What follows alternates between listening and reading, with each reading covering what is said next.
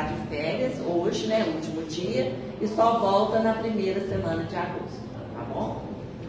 Eu vou fazer uma leitura do livro Caminho, Verdade e Vida, de Francisco Cândido Xavier, ditado pelo Espírito Emmanuel. Em ti mesmo. Tens fé?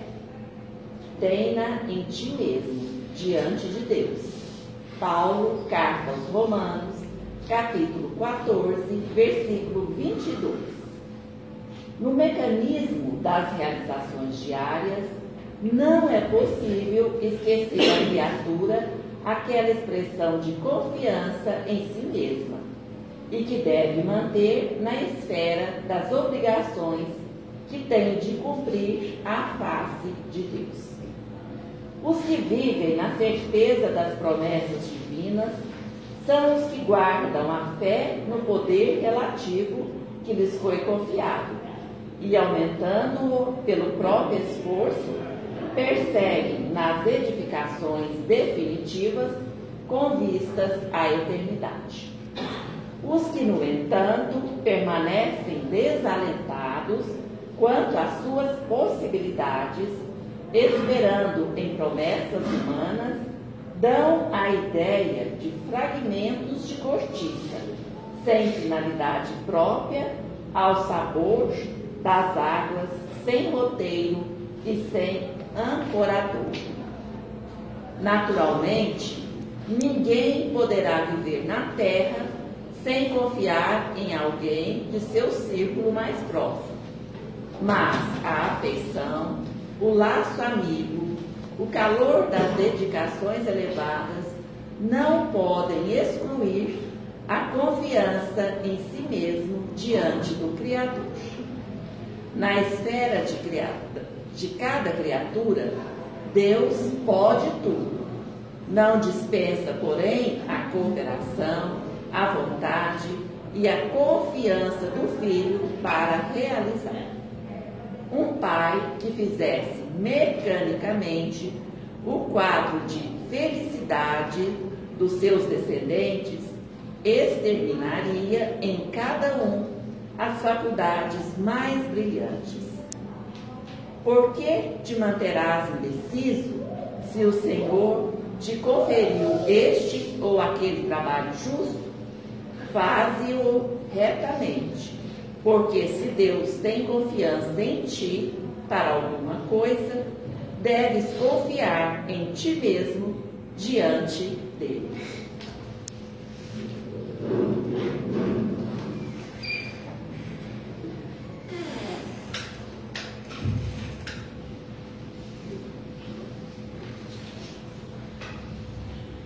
Deus Pai Todo-Poderoso, Divina Misericórdia, esteja conosco nessa noite, iluminando os nossos corações, os nossos pensamentos, nos envolvendo na sua paz, na sua sabedoria.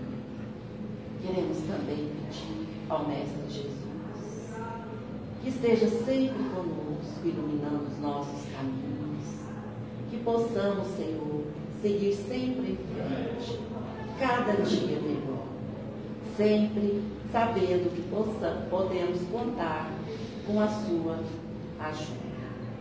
Queremos também, nesse momento de muita paz, de muita luz, pedir aos benfeitores amigos que estejam conosco, que intua a nossa palestrante, que dilate o nosso entendimento, para que possamos compreender a mensagem que nos foi passada. E sempre confiantes em Jesus, na espiritualidade amiga e benfeitora, nós vamos dar início aos trabalhos da noite de hoje. Que assim seja.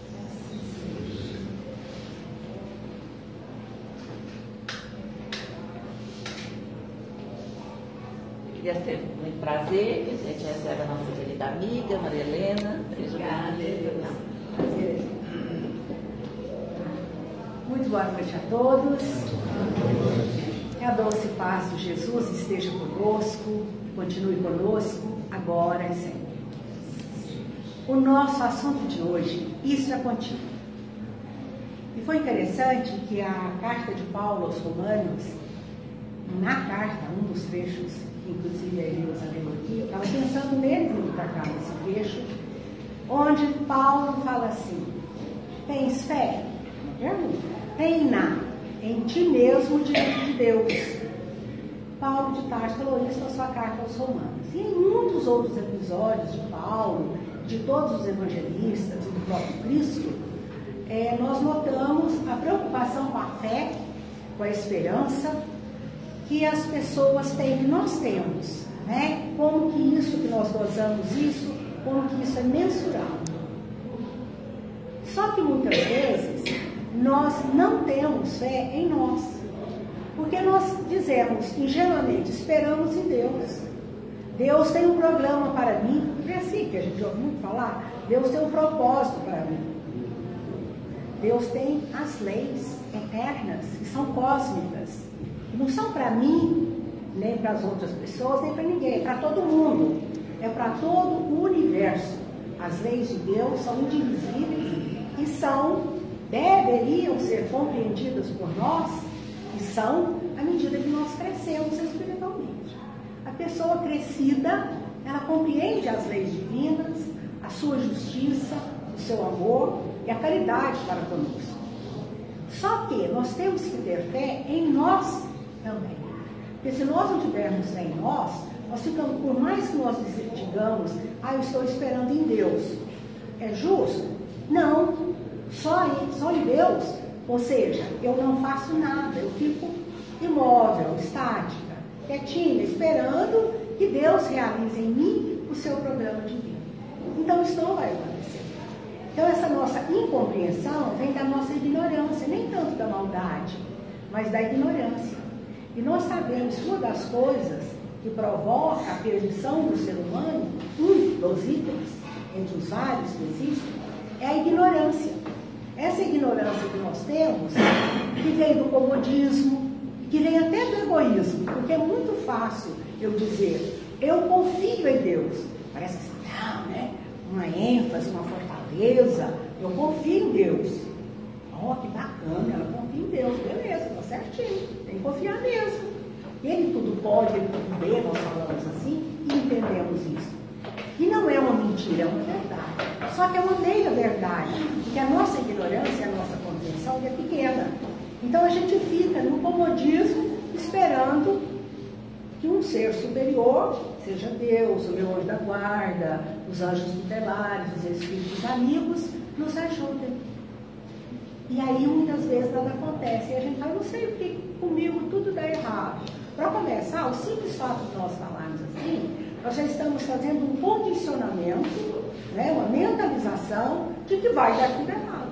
Porque eu fico só reclamando, porque eu fico só choramingando, e é uma perda de tempo e um prejuízo direto para a minha vida. Então, por exemplo, se nós dizemos que temos fé, e é ótimo que tenhamos, sim, ok? Mas que tenhamos também em nós, diante de Deus, diante da paternidade divina e diante do conhecimento que nós já temos, que nós temos uma luz em nós e que nós devemos fazer brilhar essa luz.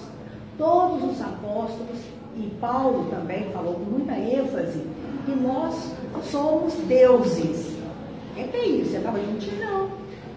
É uma simbologia, é uma metáfora, mas é uma verdade também. E que cada um vai compreender de um jeito. Eu não sou Deus, mas nós somos deuses, ou seja, nós temos parcela de Deus em nós, pois se Ele é nosso Pai, se o próprio Cristo nos ensinou a chamar Deus de Pai, não é isso? A divindade, né? De onde nós viemos, nós temos em nós uma centelhazinha que convém que façamos com que ela brilhe, com que ela cresça através das nossas ações. Através das nossas ações. E aí, nesse tema que nós escolhemos para hoje, isso é contigo,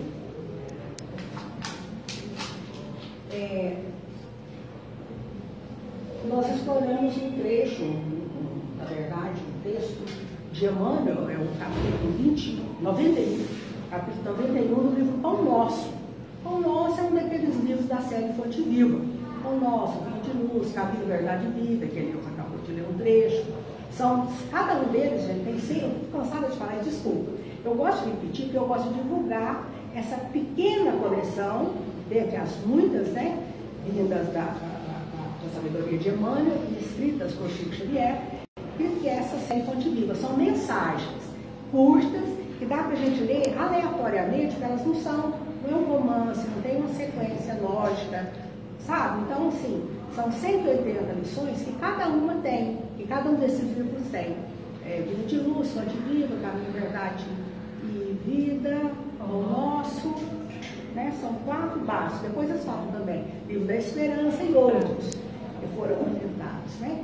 Então, no mínimo, 4 livros básicos, mas se a gente abre aleatoriamente cada um deles, eu brinco que são oráculos, né? Você abre assim, vem em cima, lá em casa a gente lê todo dia isso, no café da manhã. Então, por isso que a gente está aguentando, eu acho, alguma coisa assim, mais, algumas adversidades a mais que tem surgido no caminho, né? Porque ajuda a gente. Às vezes nós estamos conversando no café da manhã. Agora vamos fazer a prece, né? Porque primeiro a gente come, alimenta o corpo, né? A gente é muito atrasada ainda, né? Aí depois vamos alimentar a alma.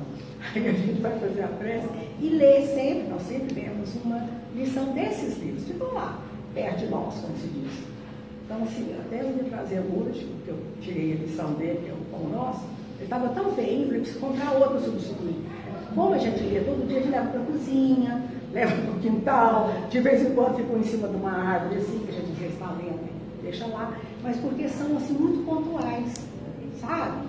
Então, às vezes, a gente está falando uma coisa, mas se a gente vem reclamando, se algum de nós ali reclamou de uma situação, a hora que a gente abre a lição, a gente fala, gente, mas o Emmanuel, o danado, ele é danado, sabe? Porque é como se a gente sentisse que algum espírito bom, né, foi lá e abriu aquela parte para a gente. Porque é incrível como que vocês podem pensar isso que está certinho. Não sei se é porque a nossa necessidade também é muito grande, né? Então qualquer coisa que vier de entre aspas, puxão de orelha, está certo para a gente, se a gente quiser aprender, então talvez por isso também, mas é muito esclarecedor, é muito bom. Muito bem, então nosso assunto, isso é contigo,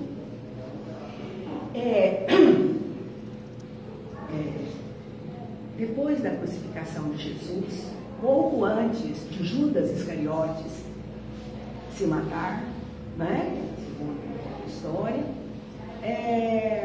ele voltou até os fariseus que o tinham incitado a entregar Jesus, que tinham pedido a ele que mostrasse quem de fato era aquele Cristo, né, aquele que se dizia o rei, de outro reino diferente, enfim.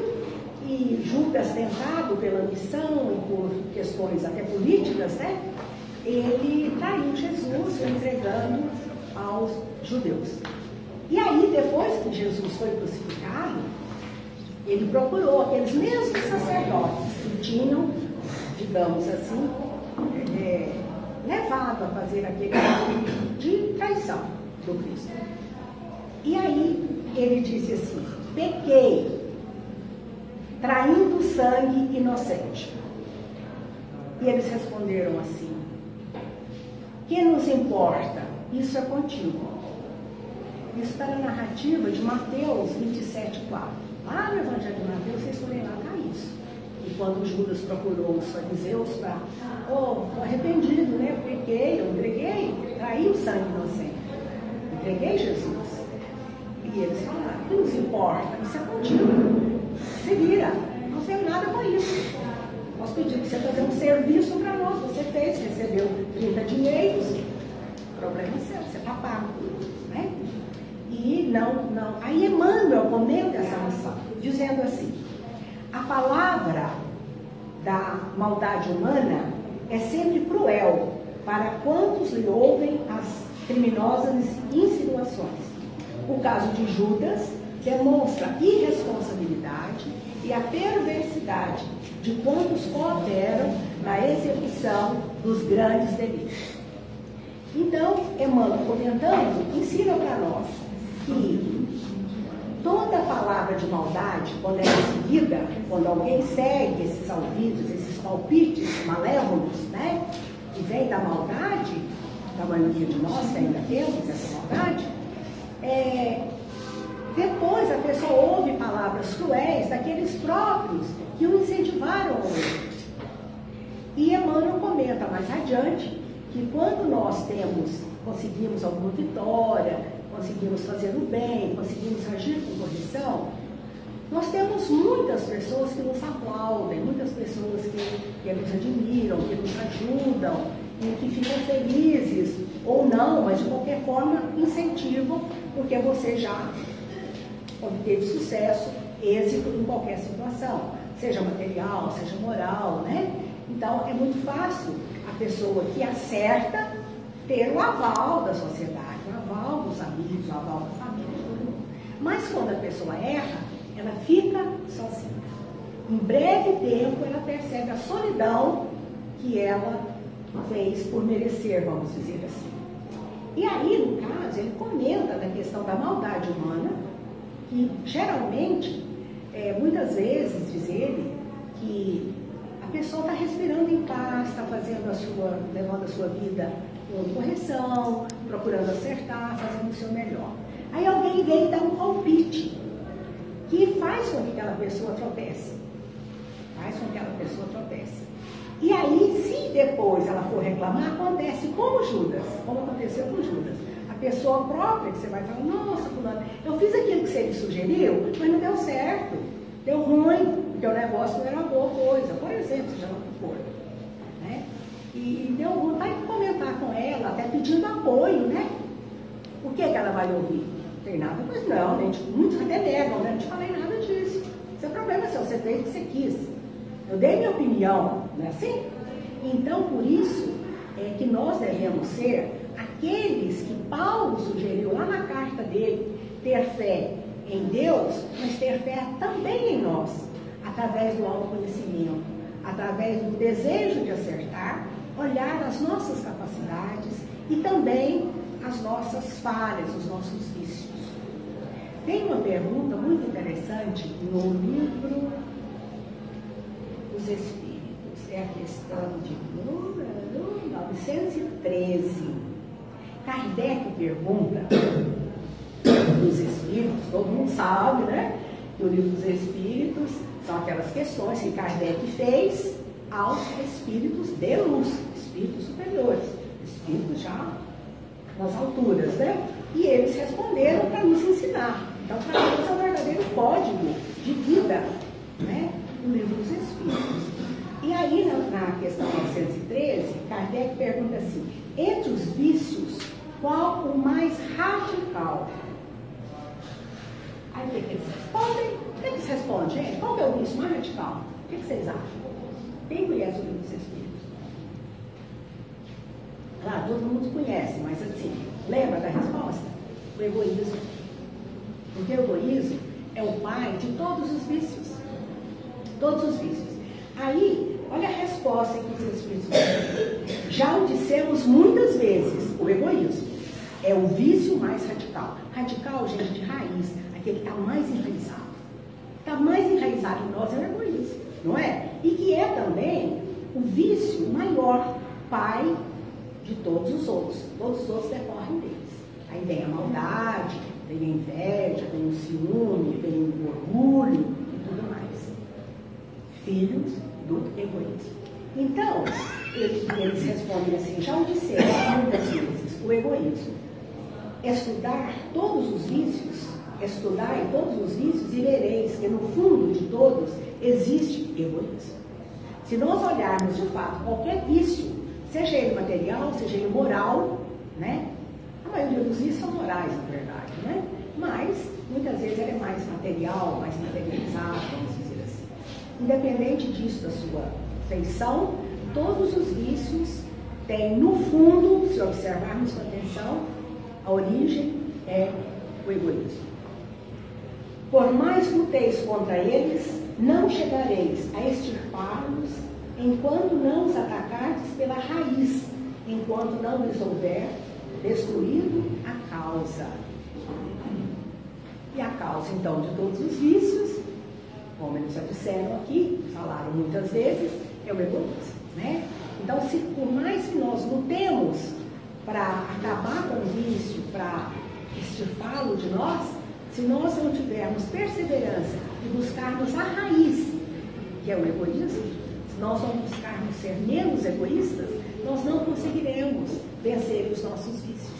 Todos nós temos a preguiça, a inveja, a maledicência e muitos outros. O desânimo, o queixume, o hábito do queixume. Gente, o hábito do queixume é um vício horroroso, que todos nós temos. Eu tenho, não é muito não, porque logo eu percebo, chega, parou, né? Mas assim, sabe? E eu noto perfeitamente hoje em dia, se eu fizer uma queixa que seja pequena, ela acaba com o meu dia, porque eu já me sinto tão mal de fazer queixa, porque eu tenho tantos motivos para agradecer, mas tantos, que é uma vergonha. Eu me sinto envergonhada de fazer uma queixa, ainda que seja leve, né? Então, isso é muito pessoal. Só que nós não podemos deixar isso cair na rotina, na nossa rotina mental.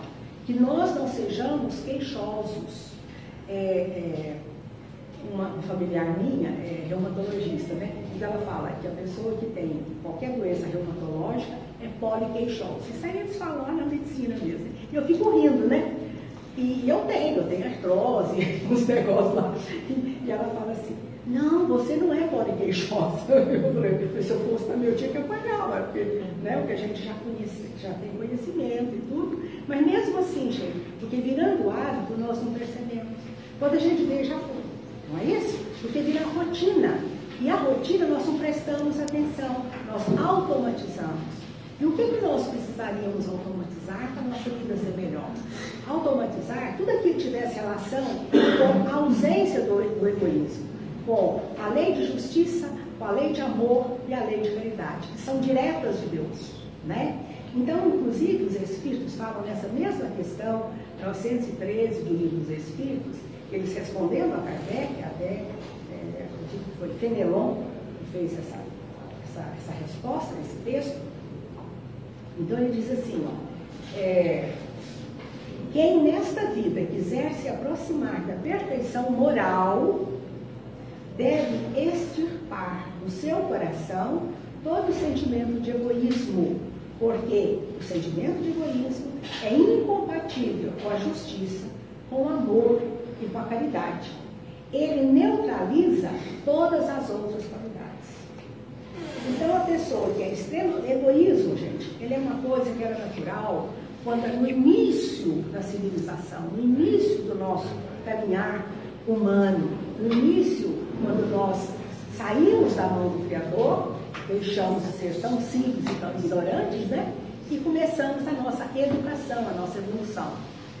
E aí ele era uma coisa necessária, porque nós tínhamos que ter consciência de que cada um era um indivíduo, cada um é um indivíduo, né? Então tinha que, de certa forma, lutar pelo seu território, né? Território mental, espaço também social, e espaço até físico mesmo, né? Então, nesse sentido, era como que necessário egoísmo, porque éramos crianças espirituais, né? Nós tínhamos que nos defender. Só que nós achamos bom demais brincar de criança espiritual e que muitas vezes nós continuamos, pessoas, às vezes, políticos, pessoas que têm altos cargos, têm uma alta dose, muitas vezes, de orgulho, uma alta dose de orgulho, de egoísmo, e esse orgulho, né, filho do egoísmo, de vaidade, de tudo mais. Então, às vezes, pessoas que têm qualidades nobres, elas esquecem de burilar, que cada vez nós temos que caminhar para frente e não ficar olhando para o próprio umbigo. Muita gente que às vezes tem qualidades nobres, pessoas inteligentes, pessoas pacíficas, elas se tornam às vezes vaidosas das qualidades morais, né? E param de crescer, porque aí começa a achar o que é a vaidade. A vaidade faz com que nós achemos e somos melhores que os nossos irmãos. E não somos. Não somos. No momento que nós pensamos assim, nós estamos contra a lei de justiça, de amor e de caridade, que é o que rege o universo. Sem isso, a vida seria um caos completo. Então, graças à bondade de muitos, ao amor, a justiça e a caridade de muitos espíritos luminares, nós estamos caminhando. Nós somos amparados, não é isso? Mas é necessário que nós desenvolvamos em nós esse auto-amparo, essa luz interior que ilumina o nosso próprio passo, o nosso próprio caminho. E que nos dá uma autonomia, que nos faz melhores e que nos faz felizes. Porque aquilo que eu construo, eu sei que eu estou construindo. Com a ajuda dos bons espíritos, com a ajuda da família, com a ajuda da sociedade, com a ajuda de todos, com a ajuda da natureza que nós estamos destruindo, né? Mas, de qualquer forma, nós recebemos ajuda de todos os lados, inclusive do meio ambiente, né? Muitas vezes nós queixamos assim, eu não queixo não, mas eu escuto mais pessoas assim, mas esse tempinho, não, hoje eu podia fazer um sol porque eu quero não sei o quê.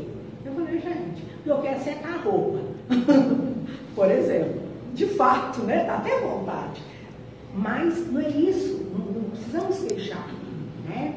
Porque tudo que está acontecendo, as intempéries, as mudanças climáticas, elas são consequências de quê? Do egoísmo do homem e da mulher, né? Quando eu falo homem, eu não sou mais antiga, eu sou homem para homem e mulher, né? Eu acho que é por aí mesmo. Então, quem nessa vida quiser se aproximar da perfeição moral, deve extirpar do seu coração, jogar fora do seu coração. É claro que não é fácil falar, né? É fácil falar, mas é um processo difícil, é um processo de milênios.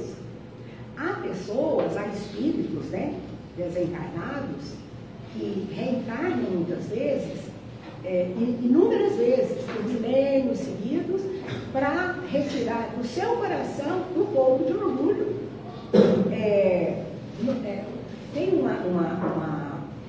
uma mensagem de Humberto de Campos, no livro, um dos seus livros, foi o primeiro dele psicografado pelo Chico. Ainda como Humberto de Campos, não era o irmão X. Mas, enfim, nesse livro ele fala de Judas, que ele teria visto Judas. Só que nós sabemos que Judas agora já não é mais aquele Judas Iscariotes que entregou o Cristo, né? Judas agora é Judas, todo mundo sabe, redimido e tal, evoluído. É outra história. Por quê? Porque ele cresceu, porque ele arrependeu, e porque ele reencarnou inúmeras vezes. Dizem que uma das vezes teve sido Joana d'Arc, né? Aquela que ajudou a França, que depois morreu queimada, né? Enfim, e que ele teria, então, Humberto de Campos conta que encontrou Judas. Aí a gente fala assim, mas ele agora não é Judas mais, então seria no mínimo Joana d'Arc. Só que o espírito, já mais avantajado na evolução, ele se apresenta do jeito que ele quiser. Certo? Se ele quiser se apresentar como escravo, porque ele foi lá na Idade Média, não sei lá onde, quando, ele pode se apresentar. Né? Ele tem essa plasticidade de aparência, né? A gente sabe disso, não é como nós estamos aqui, né? Mas quando o espírito é mundo de luz, ele consegue fazer essa transposição com uma certa facilidade. Então ele teria visto um Judas e perguntou para ele. Ele conversou com Judas, teria conversado com Judas no plano espiritual, Humberto de Campos. E perguntou para ele, então, se ele estava bem agora. Ele falou que sim, que ele estava bem. Aí perguntou, por que você está bem? Não foi você que entregou o Cristo? Né? Aí ele disse, eu estou bem porque eu construí o meu progresso em cima de tudo isso de errado que eu fiz, não cometi mais o mesmo erro, e fui trilhando novos sofrimentos, aprendendo com novas reencarnações, e hoje eu tenho a minha consciência tranquila. Aí Humberto pergunta para ele, então o arrependimento te fez ser feliz? O espírito que cometeu um erro, como eu, no seu caso, não é triste para ele voltar, porque ele teria encontrado com ele ali em Jerusalém, né, na chamada Cidade Santa, que teria sido o palco, né, da crucificação do Cristo e da traição dele. Então, assim, por que você está aqui, nesse ambiente e tal, né, que vai te recordar coisa ruim, etc, etc. Aí ele falou assim, não, porque muitas vezes nós voltamos no lugar onde cometemos o erro, para que possamos refletir ainda mais sobre aquele episódio e nunca mais ganhar força nova e comparar a própria evolução que tínhamos naquela época e que temos hoje. E aí a consciência fica pacificada, sabendo que nós já transpusemos o portal de alguma luz e tal. Explica lá que ele já estava tranquilo. Então ele perguntou, quem então que traz a felicidade? Ele disse, a consciência. Consciência tranquila. Eu paguei os meus erros, eu errei, reconheci, e hoje, depois de muitas encarnações e de muito sofrimento, eu trabalhei isso e hoje eu tenho minha consciência tranquila, eu estou feliz. Né? Então não é o fato de sofrer simplesmente, mas de evoluir, de crescer com o sofrimento. Porque há pessoas que sofrem, mas não aproveitam o sofrimento. Porque nós não gostamos de sofrer. Eu sempre penso nos filhos, né? Nós não deixamos os nossos filhos sofrerem. Lógico, ninguém vai jogar os meninos no sofrimento, né? Não é isso. Mas assim, ensinar, por exemplo, a tolerância, ensinar, por exemplo, que aquela dor vai passar, ensinar que não precisamos, que Deus não castiga, que aquela dor é necessária para que ele possa crescer num determinado sentido, etc. Qualquer criança, qualquer pessoa é capaz de entender isso. Mas, se ele estiver sofrendo e já tem a tendência de estar revoltado, e as pessoas ainda incitam o queixume, coitadinho, mas por quê? Tem tanto bandido aí se dando bem, já não sabe. Já não sabe se estão se dando bem. Né? Tem tanto bandido se dando bem e o meu filho tão bonzinho está sofrendo. Isso é um absurdo nós falarmos. Né? Primeiro, a descaridade, e nós não temos que comparar ninguém com ninguém. Né? E nem acharmos que uma pessoa que sofre, ela está pagando. Nós não sabemos os motivos. E todo mundo que está na Terra, que tem consciência de si, ela sofre. Ela sofre por si mesma, pelos erros que ela comete, que ainda não sabe se livrar, ainda não pôde se livrar, mas pela luta íntima, né? Pela luta mental e sentimental, emocional que a pessoa tem, ela sofre. Todo mundo que tem responsabilidade sofre. Né? São os irresponsáveis, pessoas que não têm inconsequência, pessoas imaturas espiritualmente, poderia dizer que não sofrem, mas mesmo assim poderão sofrer de uma forma muito desagradável, mais desagradável, né? Que seria o sofrimento sem proveito, né? A dor sem proveito.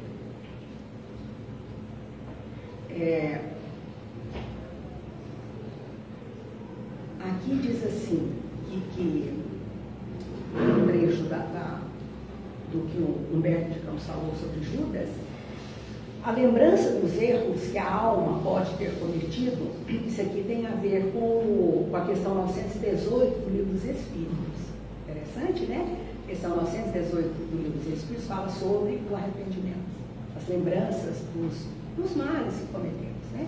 Então, a lembrança dos erros que a alma pode ter cometido quando era imperfeita não perturba a sua felicidade, mesmo depois de ela ter se purificado, que foi a pergunta, mais ou menos, que o Humberto fez para Judas, né, no seu relato, e que está em O Livro dos Espíritos, na questão 918.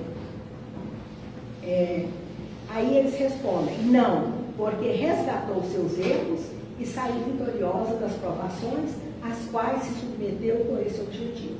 Quer dizer, ela se submeteu a provações com o objetivo de se aperfeiçoar.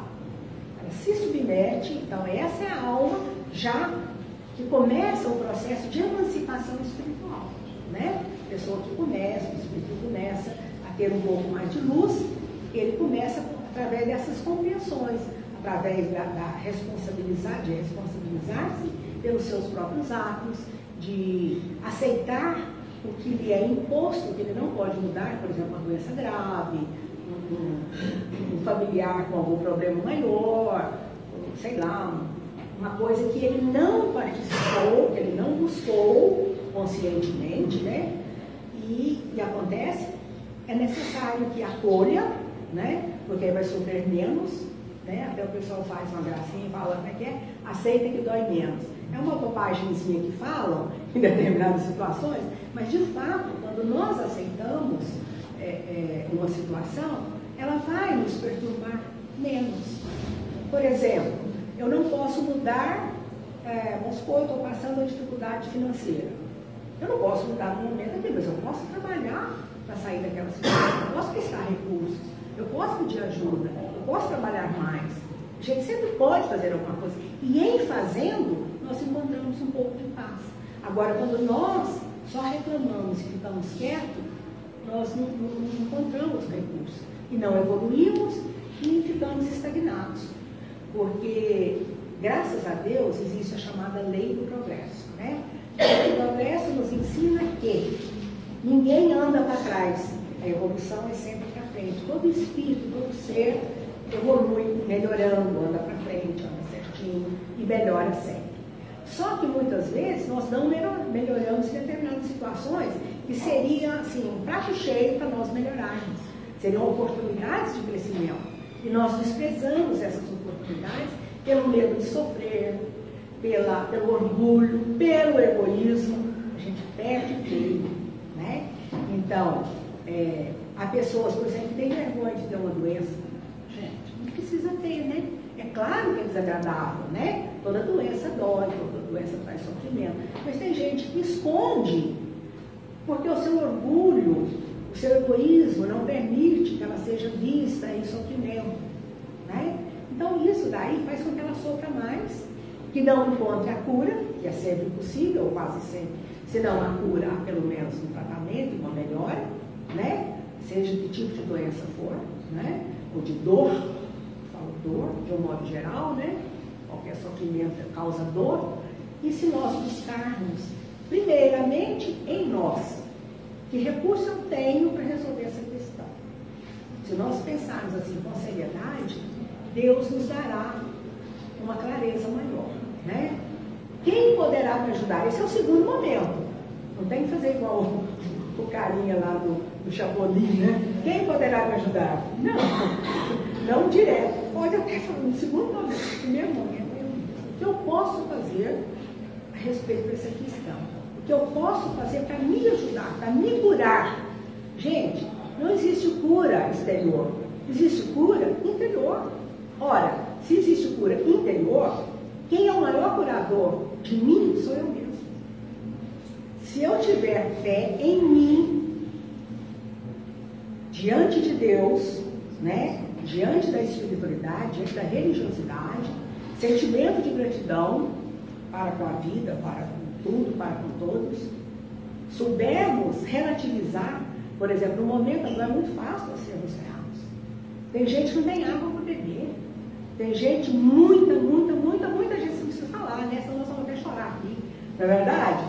Nesse mundo, essa dificuldade que nós estamos passando na atualidade, nós aqui, por enquanto, somos privilegiados.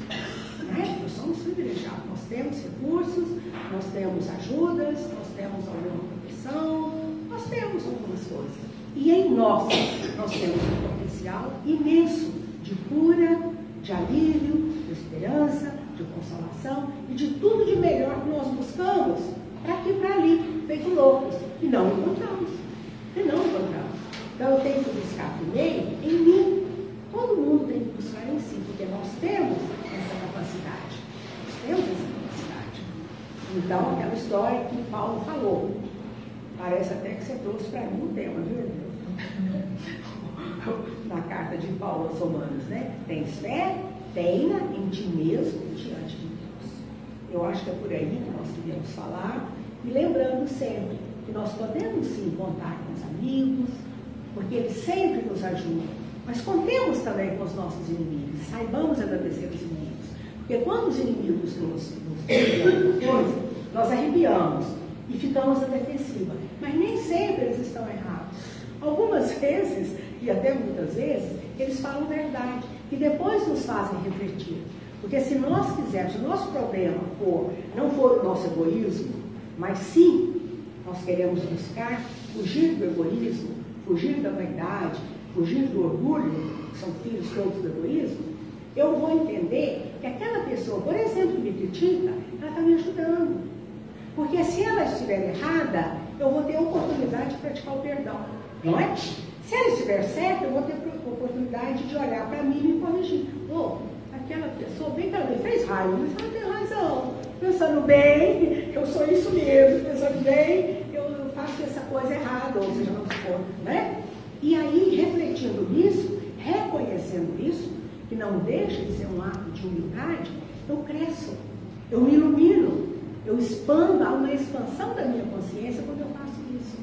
Então eu fico mais esperta, eu fico mais desperta, eu tenho maior potencial de cura para mim mesma, para ajudar os outros. Então, quem traça o meu roteiro de crescimento sou eu. Deus tem o mesmo projeto para todo mundo, que é evolução. Ele nos colocou aqui na Terra e falou, crescei. Aí o homem inventou essa história de multiplicar-vos, né? Que é poder, né? Enfim, tudo bem, que o resto dúvida que nós devemos multiplicar não só filhos, mas reproduzir ideias, reproduzir boas coisas, reproduzir obras, reproduzir ajuda, reproduzir cura, reproduzir tudo de bom e principalmente o progresso de nós mesmos. Porque ninguém vai se responsabilizar. Se um dia eu chegar perto da Eleusa, eu não acredito, ela é muito minha amiga. Mas a mim também não serve para nada, porque eles fazem plágio com a gente. Muita gente fala, não, mas isso é bom, não, pelo amor de Deus. Né? Então, agora o inimigo é que põe a gente no rumo certo. O inimigo que eu falo, gente, é o adversário. Né? Porque, grosso modo, nós não temos inimigos. Mas nós temos pessoas que não gostam de nós, isso é natural. Né? Isso é natural. Nós não somos tão bonzinhos assim também, tudo bem. Mas, então, prestemos atenção. Os amigos nos ajudam, nos incentivam e tal. Mas os inimigos, eles muitas vezes nos apontam aqui que nem mesmo nós queremos ver. Uma outra coisa que eu gosto sempre de falar, porque muito nos ajuda, né? É a questão da gente visualizar demais as falhas dos outros. Se nós olharmos com o mesmo rigor que eu olho para o outro, olhar para mim, eu vou crescer bastante. E vou ser mais caridosa, mais generosa, e o outro não vai me incomodar. E nem eu posso fazer o progresso do outro. Não é isso? A menos que ele esteja sob a minha guarda, sob a minha responsabilidade. Seja um filho, um aluno, alguém que esteja sob a minha guarda. Aí sim, eu posso até conversar e ajudar de alguma outra forma mais incisiva e mais direta. Fora isso, não. A pessoa que é meu igual, é amigo, é companheiro, e independente dos defeitos que ele tenha, eu tenho que olhar para os meus. E quando eu vejo muito defeituoso, é isso que eu gosto de destacar. Eu estou destacando, na verdade, os meus defeitos. Porque eu só reconheço aquilo que eu já conheço. Então, se eu reconheço que o outro tem isso, aquilo de falha, de vício, sei lá o quê, eu devo ter, ou muito recentemente eu tive aquele problema, aquele defeito, aquele vício. Né? Nós falamos vício aqui, gente, defeito moral, né? Qualquer que seja ele, não é só essa questão pontual que às vezes falam por aí, não. Então, que nós possamos refletir sobre isso, que nós somos os nossos maiores amigos, mas que muitas vezes nós nos transformamos nos nossos maiores inimigos por causa da nossa incúria, dos nossos excessos e do nosso ainda pungente egoísmo. Que Jesus nos abençoe, nos ajude, para que nós possamos refletir profundamente sobre essas questões. Muito obrigada. Obrigada, Maria.